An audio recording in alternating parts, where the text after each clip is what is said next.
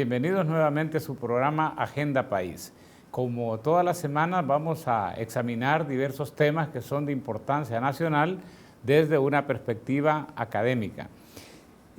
Una de las principales características de este programa es que no solamente abordamos elementos de diagnóstico, sino que también tratamos de apuntar a propuestas de solución. En esta ocasión vamos a abordar un tema especial denominado Incentivos a la Inversión, Oportunidades para El Salvador. Y como es habitual, antes de comenzar a entrevistar a nuestros invitados, vamos a compartir con ustedes un breve reportaje que destaca la enorme importancia que tiene el tema seleccionado para ahora. Incentivos a la inversión, oportunidades para El Salvador. Reducir rápidamente las tasas de desempleo, subempleo y empleo informal, creciendo simultáneamente de manera robusta y sostenida, son objetivos colectivos difíciles, pero se pueden lograr. Esa es la principal conclusión que se desprende luego de examinar los casos exitosos de países como China, Vietnam, Corea del Sur, Singapur, Irlanda, Malasia y Chile, entre otros. De esa diversidad de experiencias, dificultosamente pueden obtenerse recetas de soluciones, pero sí lecciones que pueden resultar muy útiles, sobre todo para países como El Salvador, urgidos de mejorar su desempeño socioeconómico. Una de esas lecciones la establece el hecho de que todos esos países cuentan con aparatos burocráticos y sistemas de planificación sólidos, a través de los cuales han logrado formular e implementar exitosamente planes nacionales y sectoriales amarrados a visiones de futuro que le dan dirección a los esfuerzos en favor del desarrollo. Otra lección es que fundamentan su competitividad en el buen desempeño en áreas claves tales como la salud, la educación, la gestión del recurso hídrico, la ciencia y la tecnología, la infraestructura portuaria y aeroportuaria, el sistema financiero, las telecomunicaciones, los caminos y carreteras, por lo que son poco tolerantes con las privaciones e ineficiencias en esos sectores. Adicionalmente, son países que se caracterizan por dar prioridad a objetivos y metas humanas como el trabajo decente, la vivienda digna, la educación y salud de calidad y la seguridad ciudadana, colocándolas por encima de otras de carácter más economicista. Una última lección es que hacen un uso intensivo de la política económica con el propósito de mantener elevadas sus tasas de inversión. El marco de incentivos, sin embargo, es distinto, seguramente debido a que los obstáculos y las oportunidades para invertir difieren de un país a otro. El tema de los incentivos para atraer la inversión extranjera e incentivar la local es vital cuando se pretende sacar a la economía salvadoreña del círculo vicioso de bajos niveles de ahorro, inversión, empleo y crecimiento que registra desde hace más de 2 décadas, logrando que tales estímulos se mantengan en el marco de las normativas que rigen el comercio mundial. Por ello, preguntas de gran relevancia para El Salvador en la actualidad son: ¿qué tipo de incentivos a la inversión se necesitan? ¿Cómo lograr que esos incentivos incorporen la visión de futuro de cara al desarrollo? ¿Cómo equilibrar los intereses economicistas con los de carácter humano? De esto se conversará hoy en esta nueva emisión de Agenda País. Para este programa contamos con la participación de dos invitados especiales. En primer lugar, la licenciada Carmen Aida Lazo, decana de Economía de la Escuela Superior de Economía y Negocios. Bienvenida, Carmencita. Gracias, William. Un gusto estar con usted y con Rodrigo. Contamos también con la participación de Rodrigo Samayoa, biólogo y especialista en economía ambiental. Bienvenido, Rodrigo. Gracias, es un gusto estar aquí con ustedes. Bien, de acuerdo al reportaje que acabamos de ver, el desarrollo es una tarea difícil pero posible. Durante los últimos 50 años hemos visto cómo varios países han logrado resultados espectaculares en ámbitos como el empleo, el crecimiento económico, la inversión y sobre todo pues en la generación de trabajo decente. Quizá una de las características, uno de los aspectos que más llama la atención es que entre los países que mejores resultados han logrado, identificamos realmente países que tienen diferencias sustanciales. Encontramos países, por ejemplo, que son de gran tamaño, otros que son pequeños, encontramos unos, por ejemplo, que están localizados en el occidente, otros que están en la región oriental. Encontramos adicionalmente que hay algunos que son ricos en recursos naturales, otros que casi no poseen recursos naturales, y sobre todo también que hay una diferenciación fuerte en cuanto a características raciales, religiosas, lingüísticas, climáticas y políticas, ¿verdad? Sin embargo, lo que sí parece común entre todos estos países que algunos les denominan que han experimentado verdaderos milagros económicos es que han logrado consolidar estados desarrollistas y proactivos que, además de haber tenido la capacidad de ofrecer una cantidad suficiente de bienes y servicios públicos de calidad, generan un clima de negocio favorable para los inversionistas. Dentro de este contexto, quizá quisiera comenzar preguntándole a Carmen Aída. Usted ha estudiado con detenimiento los casos o varios de estos países, ¿verdad?, que han sido mencionados en el reportaje. ¿Hay algunas lecciones particulares que a ustedes le ha llamado la atención, que cree que son importantes de tener en cuenta para el caso de El Salvador? Bueno, sí, William, efectivamente, como usted señala, creo que hay mucho que podemos aprender sobre el desarrollo de los países y de estos milagros económicos en las últimas décadas. Realmente yo creo que primero es importante que la población se familiarice con el hecho de que han habido cientos de millones de personas en el mundo que han salido de la pobreza, particularmente en el sudeste de Asia, gracias al desarrollo económico que hemos podido experimentar en las últimas décadas. Nuestro país, en cambio, ha mantenido tasas de crecimiento que, como sabemos, han rondado el 2% del PIB y que se traducen en una baja generación de empleo. Entonces, creo que resulta pertinente en la discusión nacional preguntarnos qué elementos en común tienen estos países, a pesar de que son heterogéneos, como usted señala, que son diversos, pero qué elementos en comunes tienen que podemos emular como país. Y uno encuentra lo siguiente: en primer lugar, son países que lograron acuerdo político para tener una hoja de ruta y seguirla con disciplina, y que tienen una visión de largo plazo y no una visión inmediatista de rédito de corto plazo. Entonces fueron muy disciplinados, son gobiernos que tienen burocracias eficaces y las han ido forjando en el tiempo. O sea, realmente las estrategias de desarrollo requieren gobiernos capaces, gobiernos comprometidos con las metas de desarrollo. Entonces ese es un elemento común que vemos en los milagros económicos. En tercer lugar, lograron sostener altas tasas de inversión pública y privada. La experiencia es bien clara internacional. Es difícil ver un milagro económico con un país que no invierte por lo menos el 25% del PIB. Y esa es una tasa de la cual, digamos, El Salvador está muy lejos. Otro tema importante, las tasas de ahorro, que muchas veces ni siquiera las discutimos en el análisis del desarrollo económico. Un elemento que uno analiza en común que tuvieron los países es que, a la par de altas tasas de inversión, tuvieron altas tasas de ahorro, de financiamiento de esa inversión. Otro elemento en común, su estrategia fue de desarrollo inclusivo. O sea, no creyeron en la política del derrame económico, de que se crecerá y los frutos vendrán, ¿verdad?, por inercia. Todo lo contrario, desarrollaron estrategias de capital humano para que esos frutos del crecimiento fueran compartidos con amplios segmentos de la población, ¿verdad? Entonces, y creo que un elemento bien importante a destacar es que lograron ese desarrollo económico sostenido por décadas, con mucha persistencia, siendo muy pragmático. Eso es un elemento bien importante. Buscaron resultados, es decir, se alejaron de un debate ideologizado o con dogmas y trataron de buscar resultados concretos de desarrollo, ¿verdad? Entonces, no hay ahora hoy en día una receta de desarrollo. Si la hubiera, todos los países lograrían alcanzar altas tasas, pero lo que sí hay son lecciones de sensatez de estas naciones, lecciones de lo que se requiere: un trabajo duro, una visión clara del gobierno, acuerdos multipartidarios. No es cierto que todos los países que han sido parte de milagros económicos lo han hecho con gobiernos autocráticos. Ha habido milagros económicos en democracia, a través de acuerdos políticos, que es un ingrediente importante, ¿verdad?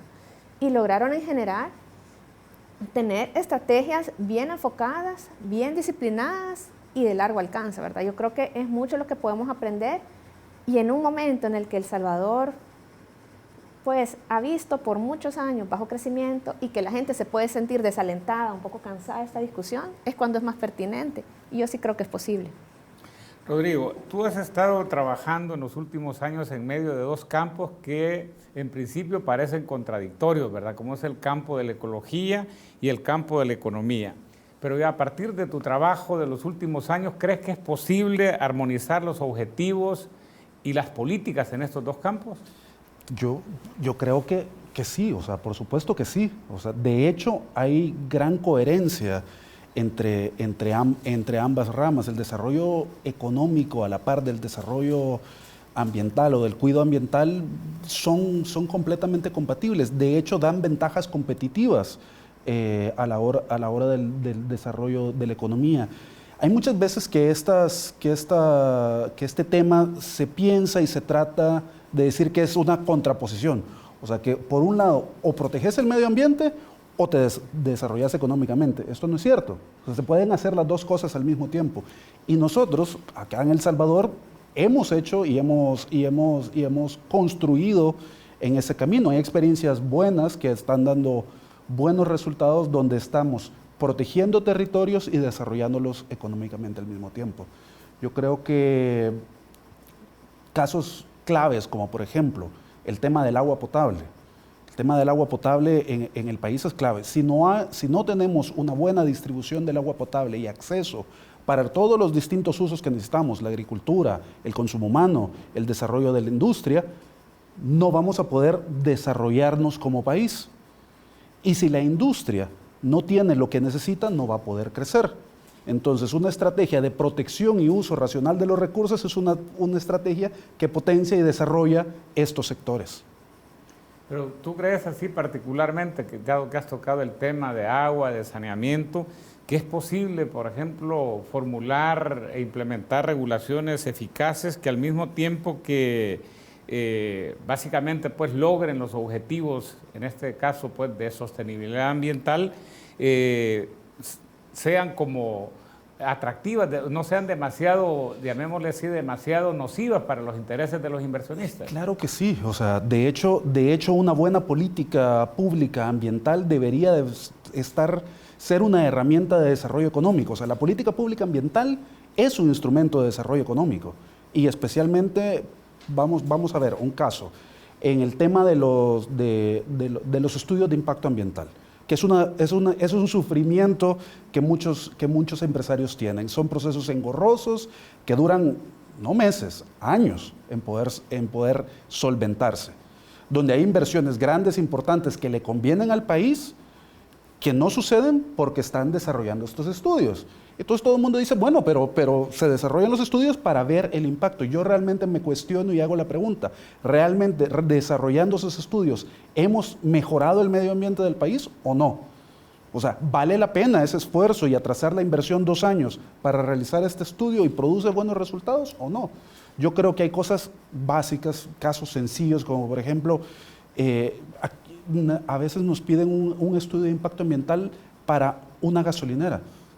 O sea, la distribución de combustible solo se puede hacer de una manera, solo hay un método de construcción, sabemos cuáles son los impactos, está reglamentado todo. ¿Cuál es la diferencia o por qué nos tenemos que tardar 2 años en ponerla?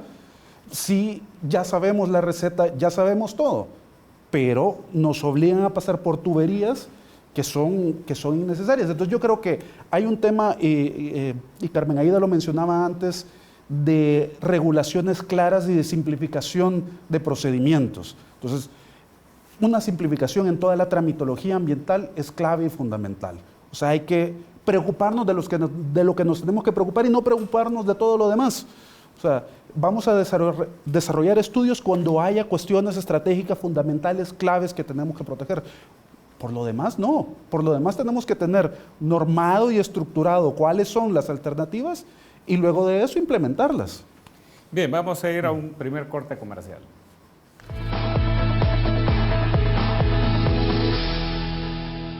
Universidad Tecnológica de El Salvador, 40 años construyendo un legado. Hace 4 décadas se sembró una semilla que llegó a convertirse en un frondoso árbol que cobija bajo su sombra a generaciones de salvadoreños que conforman su legado al país. Revista empresarial Enlaces, único museo universitario en el país. Sistema bibliotecario moderno, actualizado y especializado. Calidad acreditada por el Ministerio de Educación. Y esta labor no se detiene. continúa y crece día con día. Hagamos la diferencia. Seamos mejores. Universidad Tecnológica de El Salvador.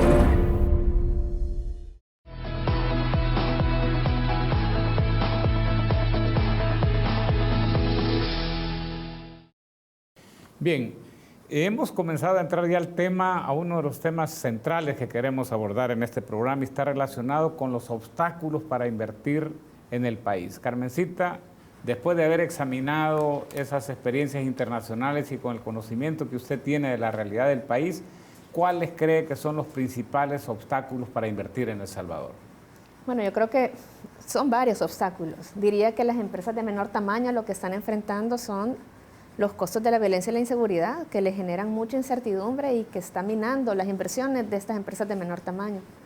Las empresas de mayor tamaño lo que generalmente encuentran es que la inestabilidad de las políticas, mucho cambio en la política regulatoria, algo que ya hablaba Rodrigo, eso es definitivamente un desincentivo a la inversión, ¿verdad?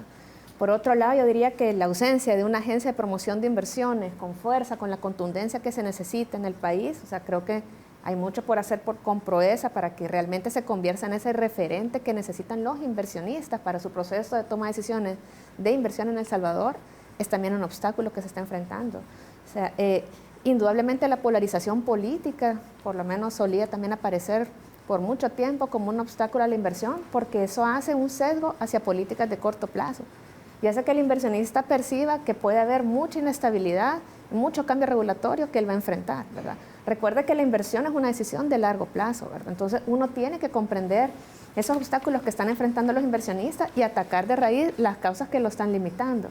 Otro obstáculo a la inversión que muchas veces no se habla y que también es importante es que todavía este es un país donde en promedio un salvadoreño tiene 7 años de escolaridad. Entonces, en la medida que el inversionista no encuentre que las competencias y las habilidades en la población salvadoreña para que se instalen inversiones, sobre todo de mayor valor agregado, eso también desalienta la inversión. Eso significa que la estrategia de atracción de inversiones tiene que realmente abordar varios frentes. El tema de seguridad, el tema de reducir los costos innecesarios de hacer negocio en El Salvador, y ahí pues tenemos Fomilenio y otras estrategias que están queriendo avanzar en esa dirección, ¿verdad? Pero también el tema de una mano de obra que necesita tener las calificaciones para esas inversiones que van a ser posibles en este siglo XXI. Porque definitivamente, o sea, tenemos que ver que ahora estamos en un siglo donde las innovaciones, donde las nuevas actividades tienen un giro totalmente diferente al del siglo XX, ¿verdad? Entonces, hay varios obstáculos a la inversión. Siempre en las encuestas aparece en primer lugar el tema de la violencia y la inseguridad, ¿verdad? Y como decía anteriormente, es un tema que afecta y sobre todo a las empresas de menor tamaño, la toma de decisiones. Pequeños negocios cierran, todos lo sabemos, ¿verdad? Pero no es el único, ¿verdad? Y hay mucho que se puede hacer desde el gobierno para mejorar el clima de negocio y vinculando con la primera parte, con la parte de la experiencia internacional.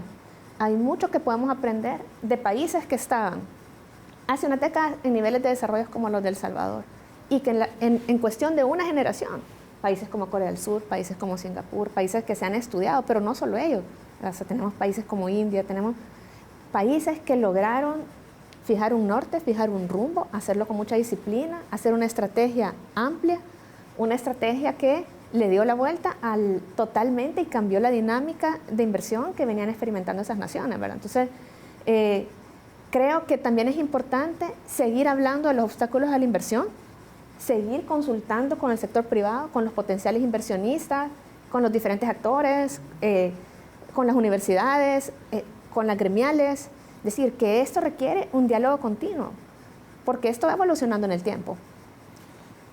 Rodrigo, tú en tu última intervención hacías referencia a este tema de las regulaciones ambientales, pero con tu experiencia, ¿es un problema de mala calidad de las regulaciones? ¿Es un problema de una burocracia que tiene dificultades para aplicar eficazmente esas regulaciones? ¿Es un problema de dificultades de comunicación entre funcionarios públicos e inversionistas? ¿Cómo podrías tú ya concretizar, cómo crees tú que se concretice ese problema de la tramitología, por ejemplo, en materia ambiental, ¿verdad? Que tanto impacto tiene sobre las inversiones en El Salvador. Yo creo que hay un tema, no se trata tanto en sí de la regulación, porque yo creo que la regulación ambiental del país es perfectible, o sea, tiene aristas donde pudiera mejorarse, pero en general es una buena regulación multipropósito. O sea, ahí yo no veo el problema.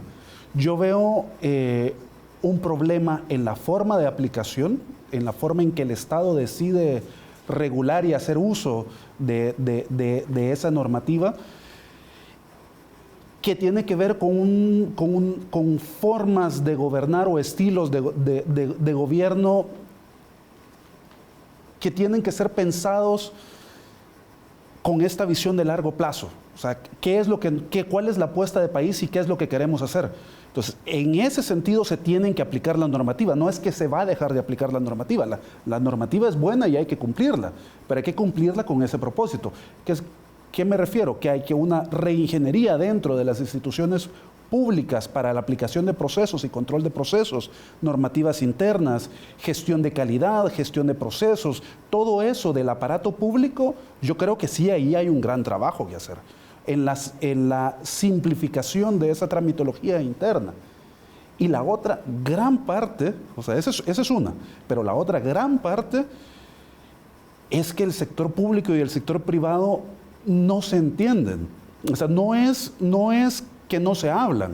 ¿Cómo no? Hay mesas de diálogo y comunicación, pero a veces sentados en la misma mesa, y eso lo he vivido yo, los dos hablan del mismo propósito, el mismo fin, que quieren obtener los mismos objetivos y no logran comunicar la idea.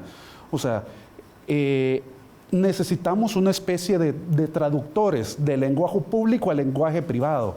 El rol que puede jugar en eso Proesa, por ejemplo, yo creo que puede ser vital, o alguna institución que pueda servir de esa interlocución entre el público y el privado.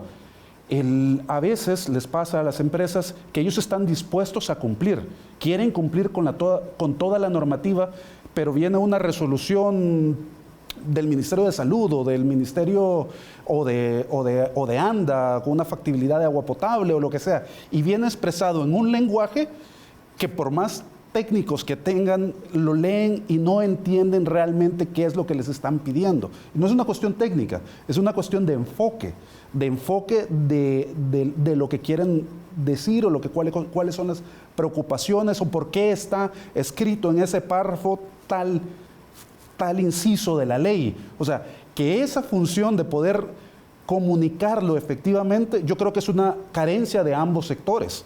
O sea, el sector público no puede pedir bien que cumplan la ley y el sector privado no entiende muy bien cómo hacer cumplir esa ley. Y eso nos crea un caos espantoso. Carmencita, me llamó la atención que cuando estaba hablando de los obstáculos para invertir, casi que la mayoría estaban fuera del campo directamente de la economía. Una opinión que frecuentemente se escucha es que los bajos niveles de inversión, empleo y crecimiento en El Salvador se deben, algunos dicen, a que con la dolarización, la apertura comercial y los elevados niveles de endeudamiento que tiene la economía salvadoreña, casi no hay un margen para incentivar la inversión a través de la política económica. ¿Qué opina usted al respecto? Bueno, una economía pequeña, abierta como la salvadoreña, hay que reconocer que, y le pasa a muchos países, los espacios y los márgenes de maniobra son limitados. No es algo nuevo, siempre lo han sido, ¿verdad? Somos un país abierto a libre comercio, lo cual significa que seguimos ciertas reglas del juego en el comercio internacional. Como usted dice, tenemos la dolarización, lo que significa que no podemos usar la política monetaria para estimular la economía, lo cual tampoco se hizo previamente, antes de la dolarización. Sin embargo, lo que no es cierto que no se pueda hacer mucho, ¿verdad? Cuando uno ve la experiencia de países en situaciones similares como la nuestra, países que muchas veces partían incluso de estar en crisis y que lograron cambiar totalmente en rumbo, incluso con una situación fiscal complicada, más complicada que la salvadoreña, lo que encontramos es que lo primero que hicieron fue abordar todos esos remoción de obstáculos que no tienen alto costo. Por eso primero yo me enfocaba, de hecho, en todas las cosas que se pueden hacer que no tienen un alto costo fiscal. El marco regulatorio, la reducción de costos de hacer negocios en el país son, por así decirlo, esas frutas bajas que se pueden tener y que pueden estimular la inversión, ¿verdad? Mantener las reglas del juego, ¿verdad? un gobierno con una narrativa y con un enfoque de diálogo y de respeto en la relación mutua con el sector privado, también son temas que no tienen costo fiscal. Mayor transparencia en las finanzas públicas. Es decir, es mucho. Yo creo que un gobierno tiene primero que priorizar cuáles son todas esas acciones que se pueden hacer que no tienen un mayor costo, que lo que requieren es voluntad política. Ahora bien, hay otro grupo de políticas para estimular la inversión que sí implican mayor uso de los recursos, sobre todo, por ejemplo, el aumento de la inversión pública. ¿Verdad? La inversión pública, cuando uno analiza los países, uno ve que la inversión en infraestructura pública, en bienes públicos, es fundamental para que detone la inversión privada. Solo como dato, pues, para las personas que nos ven, realmente estamos ahorita en niveles bajísimos para que se detonen procesos de crecimiento sostenido. La inversión pública en El Salvador ronda el 2% del PIB. Cuando uno ve estos países, invertían en promedio entre 5 y 7% en inversión pública y con eso permitían alcanzar inversión privada. ¿Qué es lo que se puede hacer ahí? Si un país como El Salvador tiene escasos márgenes de maniobra en las finanzas públicas, puede utilizar otros mecanismos, están los socios públicos privados, que son herramientas que pueden complementar la labor del Estado en la provisión de esos bienes públicos. Y yo sí creo personalmente que todavía en el caso de las finanzas públicas de El Salvador hay espacio para hacer mejoras sustanciales en la calidad del gasto público y reorientarlo hacia mayor inversión. Entonces yo sí tengo, digamos, no solo la esperanza, sino la convicción de que es posible hacer cosas en el ámbito de lo que, primero, de lo que compete al gobierno y un gobierno con visión y con voluntad política. Y hay cosas que sí van a requerir financiamiento, pero que realmente tenemos que empezar a ver opciones y ser más creativos. Pero yo me pongo a pensar, por ejemplo, usted mencionaba los bajos niveles educativos. Y cuando uno examina, por ejemplo, los indicadores, en este caso de gasto público en educación, pues obviamente nosotros estamos bastante por debajo de lo que en promedio dedicaron estos países que han experimentado estos resultados espectaculares en materia de desarrollo económico. O sea, pasar de 6 y pico de grados de escolaridad a 12 grados de escolaridad, bueno, casi que todo el mundo decía que, mire, por lo menos requiere dedicarle el 5, el 6% del PIB a la inversión en educación. ¿Cómo se van a obtener esos recursos, verdad? Porque estamos hablando de un aumento sustancial. O, por ejemplo, ahora ya más directamente, el tema de seguridad. O sea, la seguridad también, o sea, si uno quiere tomar medidas que sean más eficaces y que al mismo tiempo que repriman el delito, llamémosle también, se desarrollen oportunamente las medidas de prevención, también requieren recursos. ¿De dónde sacar esos recursos? Pero lo primero que hay que hacer es hacer eficiente el gasto que ya se tiene. O sea, yo creo que la población en El Salvador que ha visto y evidenciado y rechaza el despilfarro que ha visto en las administraciones públicas, lo primero que la población necesita ver es que hay un uso más eficiente de los recursos. Como dato, William, hace 10 años este país recaudaba en impuestos 4.000 millones de dólares. Ahora son 6.000 millones, es un aumento del 50%. El gasto ha aumentado en la misma proporción.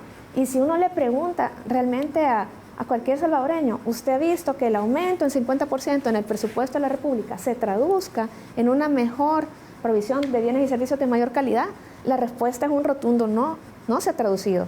Un reporte reciente del BID señalaba a El Salvador como uno de los países con mayor niveles de despilfarro. Lo que le quiero decir no es un enfoque, yo creo que estamos más allá de a veces.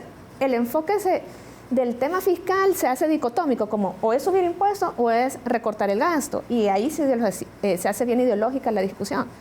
Y yo creo que el tema tenemos que reenfocarlo a cómo mejoramos sustancialmente la calidad del gasto. Como, por ejemplo, pasamos de un presupuesto que estaba enfocado en cuánto se gasta a un presupuesto que está enfocado en qué es lo que yo obtengo con ese presupuesto que tengo, por ejemplo, en educación. Entonces, yo diría, el contexto fiscal no lo podemos omitir, William.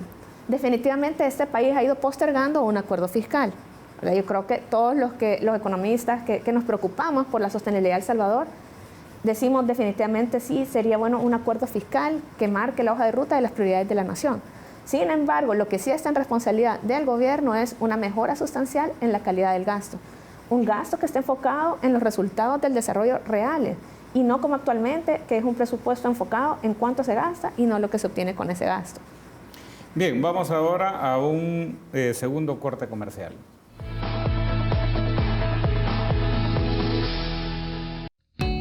Gramática al día. Sea bienvenido a Gramática al Día, el espacio que promueve el buen uso de la lengua española. Hoy hablaremos sobre las palabras heterógrafas. Heterógrafas son las palabras que, bien por su origen, extranjerismos adaptados al español, o por presentar una grafía no muy común en español, como faquir o kimono, las dos escritas con Q, pueden escribirse hoy de dos maneras. Ejemplos: armonía o armonía, arriero o arriero, hierba o yerba, arpa o arpa, acera o acera, arpía o arpía, sabiondo o sabiondo. Le invitamos a estar pendiente de nuevas ediciones de Gramática al Día. Una producción de la Universidad Tecnológica y la Academia Salvadoreña de la Lengua, con el auspicio de Canal 33.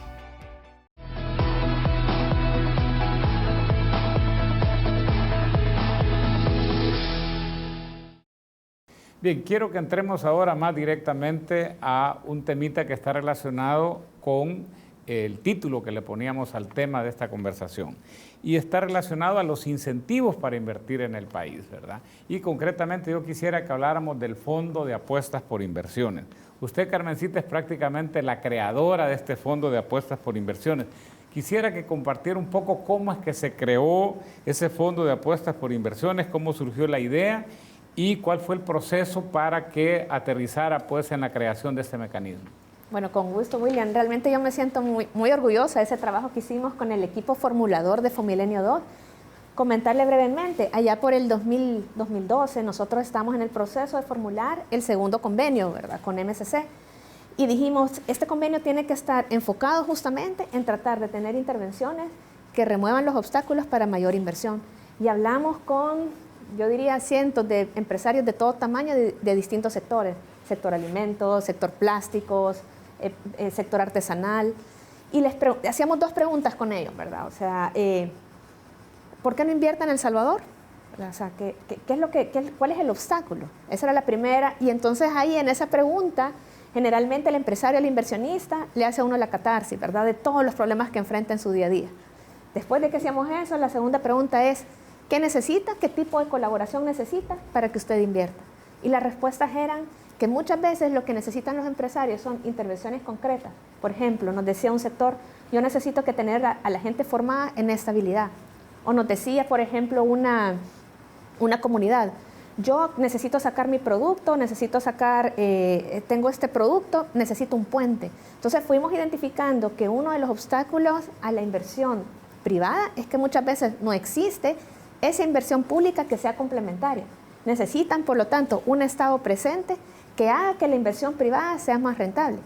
Desde el punto de vista del gobierno, la idea de tener un fondo apuesta por inversiones en el que el inversionista se puede abocar, presentar un proyecto de inversión, el mensaje que manda el gobierno es, en este caso Fomilenio, es: estamos dispuestos nosotros a invertir si usted invierte. O sea, es un concepto novedoso en el que la inversión es un tema de corresponsabilidad entre el sector público y el sector privado, con una diferencia bien importante: hacerlo con transparencia, hacerlo con criterio.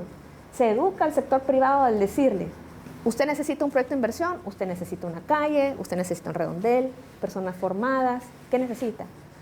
El Estado está dispuesto a invertir, pero a cambio nosotros queremos impacto social, queremos inversión privada. Entonces, ese fue un fondo que, de hecho, diría yo, nos costó un poco negociarlo con MSC. Para MSC no estaba acostumbrada a tener este tipo de fondos. Y lo fuimos haciendo con el equipo, fuimos mostrando cómo se necesitan estos estímulos a la inversión privada, pero se necesita hacerlo con mucha transparencia, ¿verdad? Nosotros nos sentábamos con los inversionistas, ok, usted quiere esta calle de, supongamos, 1 kilómetro, ¿cuántos empleos me va a generar con el hotel o con la fábrica que usted piensa montar en ese lugar? Entonces, es una herramienta de diálogo, es una herramienta para priorizar los escasos recursos del Estado y hacerlo de una manera muy transparente y con criterio. Creo que la inversión pública en El Salvador, siendo tan escasa, tiene que ser priorizada en los lugares donde puede detonar, digamos, desarrollo económico, ¿verdad?, donde puede estimular la economía. Y básicamente así fue como nació el Fondo Apuesta por Inversiones. Es ojalá mi deseo, yo creo como muchos salvadoreños, que ese fondo pueda seguir una vez concluido el Fomilenio, decir, que demuestre que estas herramientas funcionan. Los países cuando logran aumentar las tasas de inversión es porque crean una institucionalidad, un marco de incentivo acorde.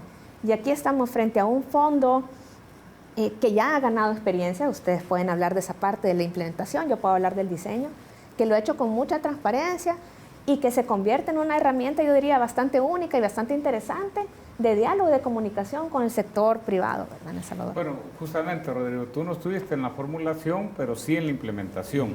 ¿Qué valoraciones tienes sobre cómo ha funcionado este incentivo?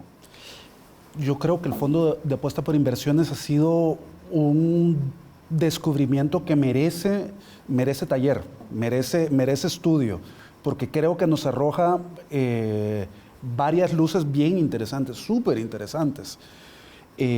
Un resultado que yo le veo claro es le ayuda al Estado a priorizar su inversión de una manera objetiva, clara, transparente, con el apoyo del sector privado, multiplicando su inversión. O sea, el Estado puede hacer una planta de tratamiento de aguas residuales, o puede hacer una carretera, o puede hacer muchas cosas. Pero si lo hace con un instrumento como Apuesta por Inversiones, lo hace porque lo ha priorizado él dentro de su estrategia, lo hace porque multiplica su inversión. Los millones que va a invertir acá están multiplicados por la inversión privada que viene acompañado de eso. Entonces, multiplica y hace que ese reto de que se haga que exista una mayor inversión en el país se logre. Entonces, eso es un aprendizaje y una vía de elementos muy buena.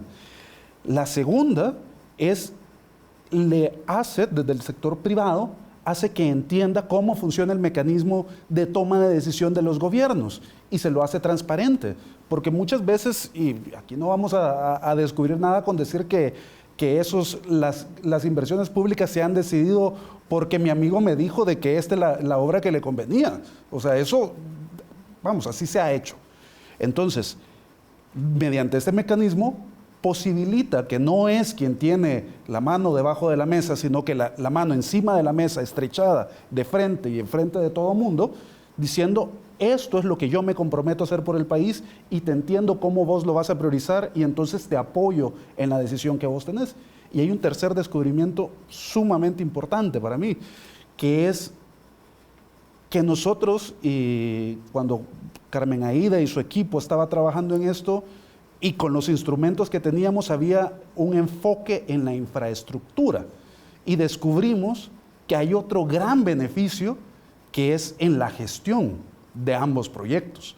O sea, en la gestión pública y en la gestión privada, el hecho de estar inversiones relacionadas, o sea, diferentes pero relacionadas, o sea, ese hotel que está al final de la carretera, ambos tienen impedimentos de tramitología comunes, por ejemplo, o impedimentos de diálogo y participación ciudadana, que son comunes. Y al estar relacionados podemos encontrar mejores soluciones más sustanciales, con mayor impacto y con mayores beneficios. Entonces, ese diálogo que se genera, esa alianza público-privada, que cada quien hace sus inversiones por aparte, pero ese diálogo que generas ahí y ese acompañamiento para las inversiones, abre posibilidades interesantísimas. O sea, yo creo que en la aplicación del Fondo de Apuesta por Inversiones, el país ha ganado muchísimo. Carmencita, usted decía que su primera valoración es que un fondo de esta naturaleza debería de continuar, pero quizá antes quisiera hacerle como un par de preguntitas. Es decir, la primera es si considera que hay algunos aspectos en los cuales la gestión del fondo debería de mejorarse, y el segundo está relacionado a cómo asegurarle un financiamiento permanente, si tiene algunas ideas al respecto.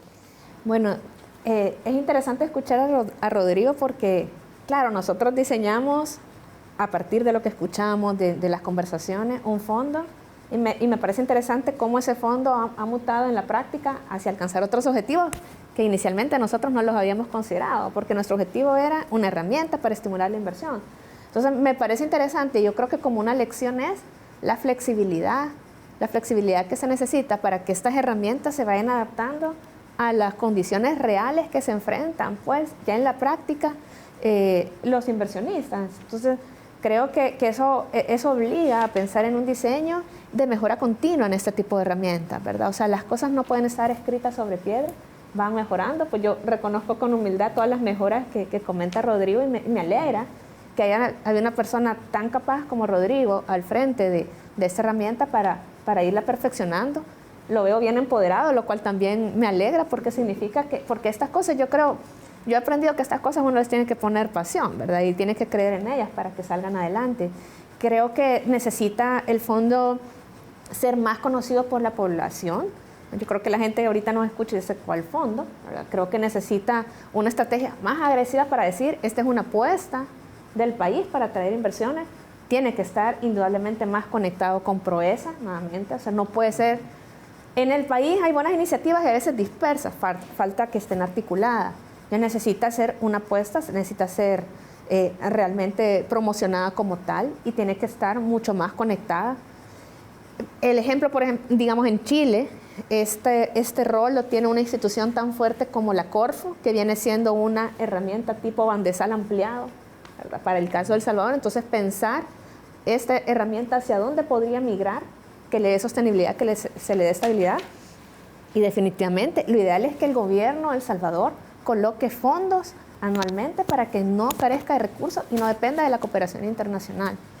Es decir, habría que ver cuál es la demanda de recursos, pero sí, si son 50 millones de dólares anuales, si son 25 millones de dólares anuales, pero si eso, William, va a detonar 150 millones de inversión, 200 millones de inversión, si va a traer 5,000 empleos, es una inversión que va a ser bien hecha. Entonces, yo creo que va a hablar API, como le decimos, apuesta por inversiones, va a hablar por sus resultados. Y yo sí pues haría el llamado y la invitación a que estas herramientas que se han probado y sobre todo que son transparentes, que sean apoyadas por la actual administración, que sean incorporadas en el presupuesto y que sean institucionalizadas. Tienen que ser parte del quehacer del Estado, no pueden depender de la permanencia de un proyecto de cooperación internacional. Tú hablabas precisamente de beneficios colaterales, Rodrigo, así de un fondo de esta naturaleza, y casi que, no sé, percibí que estabas hablando un poco de la contribución a resolver el problema de la Torre de Babel que existe en el diálogo entre empresarios, funcionarios públicos, a veces también funcionarios y líderes locales. Tal vez si nos podrías compartir un poquito cómo es que ha operado o cómo es que se ha generado esa posibilidad de lograr entendimientos entre estos cuatro sectores. Es súper interesante y es algo en el corazón de apuesta por inversiones. Muchos de los empresarios, de los solicitantes, de los que llegaron con un problema de infraestructura que ellos sentían, y a la hora de la implementación y de trabajar, o sea, porque ya la herramienta a día de hoy ha dado resultados espectaculares. Ya ha producido alianzas donde antes no había alianzas. O sea, donde antes veíamos, por ejemplo, voy a poner un ejemplo, Nejapa, un municipio donde era contra a la inversión, donde todo el mundo te decía, de Nejapa lo que hay que hacer es alejar la inversión, a un municipio que ofrece soluciones sumamente interesantes para la inversión. O sea, volteó, cambió la dinámica de un territorio que prestaba todas las condiciones y no era por condiciones externas, era por mecanismos y formas de gestionar los recursos que existen en el lugar. O sea, habilita puentes sumamente interesantes, cambia percepciones públicas, porque entonces la inversión privada que tiene sus beneficios viene multiplicada por beneficios que son beneficios comunes a todos, beneficios que son bienes públicos, que nos traen beneficios directos a toda la comunidad. Así que o sea, yo de verdad que ese es el corazón para desentrampar esta falta de comunicación. Bien, hacemos una última pausa comercial y regresamos con el cierre de Agenda País.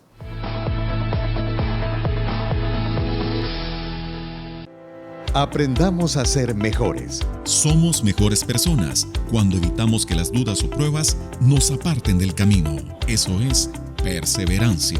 Hagamos la diferencia. Seamos mejores. Una producción de la Universidad Tecnológica de El Salvador y Canal 33.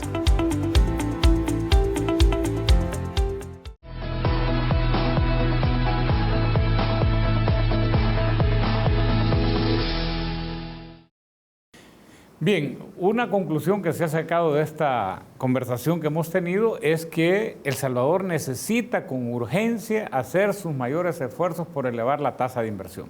Que realmente todos esos logros que pretendemos en materia de empleo, de crecimiento económico, no los vamos a lograr si nosotros no logramos mover la tasa de inversión. ¿Qué recomendaciones concretas harían ustedes a partir de su experiencia que se podrían hacer como en el corto plazo, ¿verdad?, para que esos niveles de inversión mejoraran?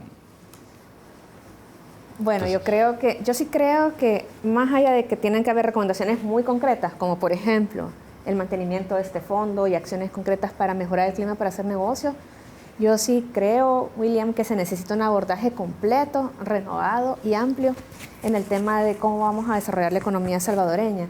Volviendo un poco y para volver a retomar las experiencias internacionales, considero que este país necesita una estrategia que tenga los siguientes pilares. Primero, tiene que tener estrategias de acumulación. ¿Qué significa? Tiene que tener una estrategia para dinamizar completamente la inversión pública, poniéndose metas concretas y metas que sean astutas, pues, que sean realmente audaces, para dejar atrás esos niveles de inversión pública y privada que han sido realmente demasiado bajos para estimular crecimiento. Entonces, ese es un primer bloque, son las estrategias de acumulación, que tienen que ver con la inversión pública y con la inversión privada. Segundo, tiene que haber una estrategia de innovación, porque buena parte de la inversión tiene que venir de cambios en las prácticas empresariales, de explorar nuevos sectores, en una economía que está cambiando totalmente. Usted ahora le pone el futuro de trabajo en Google y van a salir reportes de McKinsey, reportes de The Economist, donde le va a decir hacia dónde está cambiando el futuro del trabajo. No tenemos que dejar de lado todas las estrategias que tienen que ver con la innovación. Tercero, hay un bloque de estrategias que son las de la estabilización. Una economía tiene que tener niveles mínimos de estabilidad macroeconómica para que realmente se pueda detonar el crecimiento económico. Y ese era el tema que usted mencionaba previamente, la estabilidad fiscal que necesita el país, ¿verdad? El hecho que el país todavía necesite un acuerdo fiscal para fijar las prioridades es parte de una estrategia mucho más amplia, ¿verdad? Entonces, definitivamente yo sí creo que el país necesita acciones concretas, pero necesita un marco amplio donde hayan estas estrategias de innovación, de acumulación, de estabilización. Necesita un marco institucional. Las políticas públicas no se hacen en el vacío, se hacen a través de instituciones, de funcionarios, ¿verdad? Necesitamos tener claro el marco institucional en el que se desarrolla la estrategia de acción de inversiones. Definitivamente creo que las primeras acciones concretas es un cambio completamente a la forma en la que se ha venido manejando PROESA. Necesitamos que esta agencia se convierta realmente en ese líder que necesita el país en la atracción de inversiones. Necesitamos también repensar completamente el tema de emprendimiento y nuevamente es contar con las herramientas que le permiten a todos estos salvadoreños talentosos que tienen muchas ideas poderlas llevar a cabo, donde muchas veces la falta de financiamiento, la falta de recursos es lo que limita que estas buenas ideas se den a cabo. Entonces yo diría que necesitamos, yo quizás soy de la idea de sí necesitamos un plan. Ahorita creo que los salvadoreños merecemos saber cuál va a ser ese rumbo económico que va a cambiar totalmente la trayectoria que ha tenido el país. Y yo creo que sí necesitamos considerar estos pilares en la estrategia, William. Rodrigo. Yo diría, y lo voy a poner en coordenadas ambientales este tema. Yo creo que para poder lograr objetivos, o sea, el Fondo de Apuesta por Inversiones es para mí clave, y el Fondo de Apuesta por Inversiones tiene el potencial de poder resolver asuntos ambientales y de sostenibilidad del país. O sea, porque posibilita ese encuentro y esa necesidad de que para fomentar la inversión nos pongamos de acuerdo en cómo lo vamos a manejar. Entonces, dos, para mí hay un tema clarísimo de simplificación de la tramitología y de reducción de burocracia innecesaria. Es claro y es necesario desde una perspectiva ambiental, no solo de inversión, sino porque el resultado que estamos teniendo, o sea, no podemos decir que con todos los trámites que hacemos tenemos un mejor país, no lo tenemos. O sea, no lo tenemos, entonces hay que cambiarlo, hay que simplificarlo, hay que hacerlo efectivo. Y tercero, yo creo que hay un cambio estructural que yo creo necesario en el enfoque económico que tenemos que tener, y es que tenemos que hacer una reforma en la forma en que contabilizamos las cuentas nacionales. O sea, el pasivo ambiental de nuestro país tiene que entrar en el balance de lo que nosotros estamos haciendo. O sea, tenemos algunos recursos, tenemos algunos problemas, y esto tiene que estar contado como parte del patrimonio que tenemos como nación. Lo tenemos que incluir. Si no, no vamos a resolver y no vamos a tocar los temas que son importantes. Entonces, bien, se nos ha acabado el tiempo. Vamos a tratar de hacer un resumen apretado de las principales conclusiones, ¿verdad?, que hemos obtenido en esta conversación. Yo diría que el primero de ellos, que es importante que no lo olvidemos, es que el desarrollo es una tarea difícil, pero es posible. Eso nos demuestran precisamente estos países, ¿verdad?, que han logrado resultados espectaculares en las últimas 5 décadas. El segundo, pues, es que estos paradigmas que le asignaban una relevancia al tamaño de los países, a la dotación de recursos naturales, a la localización geográfica, la raza, la lengua, la religión, ¿verdad?, como determinantes del desarrollo, realmente la experiencia nos dice que pueden tener alguna relevancia, pero no son determinantes. El tercero, pues, es que, además en línea de eso, es que algo que sí es indispensable es contar con gobiernos desarrollistas y proactivos, para lo cual es fundamental, yo sacaba de acá, quizá contar con aparatos burocráticos y sistemas de planificación sólidos, ¿verdad? En cuarto lugar, yo creo que también es importante decir, pues, que estos países nos brindan una diversidad importante de elecciones, que las tenemos que tropicalizar para el caso de El Salvador, poniéndole el ingrediente que se necesita en función de las características de la idiosincrasia salvadoreña. Es importante también hacer quizá un uso más apropiado de la política económica para poder realmente incidir en el comportamiento tanto de la inversión pública como de la inversión privada. Ustedes han enfatizado bastante en el Fondo de Apuestas por Inversiones, ¿verdad?, que es una apuesta que quizá tiene como características principales, de acuerdo a los comentarios que se han vertido, en primer lugar, que es un mecanismo novedoso. Es un mecanismo en donde inclusive quizá el país tendría la oportunidad de innovar y hasta exportar una experiencia positiva hacia otros países, ¿verdad? Y en segundo lugar, dicen, es un mecanismo que es transparente y sobre todo que ayuda a resolver ese problema de difícil comunicación que existe entre los principales actores del desarrollo. Por ahí me quedaría yo como algunos de los mensajes principales, sé que me quedo corto, ¿verdad? Y finalmente solamente quisiera agradecer nuevamente a Carmen Aida y a Rodrigo por habernos acompañado a este nuevo programa Agenda País. Y por supuesto, al mismo tiempo a la teleaudiencia les invitamos a seguirnos en nuestras redes sociales y a vernos el próximo domingo para el abordaje de un nuevo tema.